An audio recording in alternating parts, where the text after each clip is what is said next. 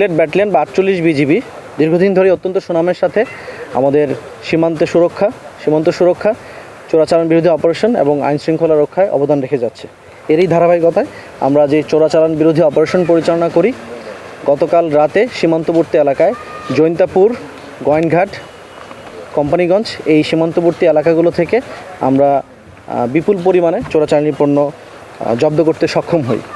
এর মধ্যে একটা বড় চালান ছিল গতকালকে জৈন্তাপুরের চিকনাগুল এলাকা থেকে সেনাবাহিনীর সহায়তায় আমরা বিপুল পরিমাণে পেঁয়াজ, ভারতীয় পেঁয়াজ, যেটা রাজস্ব ফাঁকি দিয়ে আমাদের দেশের অভ্যন্তরে প্রবেশ করছিল, সেটা জব্দ করতে সক্ষম হই। এখানে টোটাল এই পেঁয়াজের আনুমানিক পরিমাণ হবে 30,000 কেজির মতো।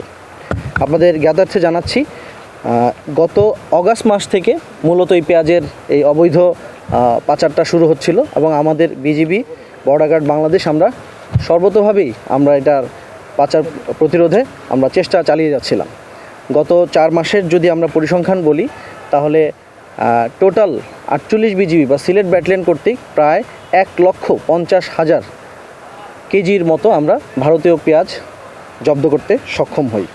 এর সাথে গতকাল রাতে আরও কিছু আমরা চোরাচালানি পণ্য আটক করতে সক্ষম হই। এর মধ্যে রয়েছে ভারতীয় জিরা এবং অন্যান্য কসমেটিক্স আইটেমস আমরা আটক করতে সক্ষম হই।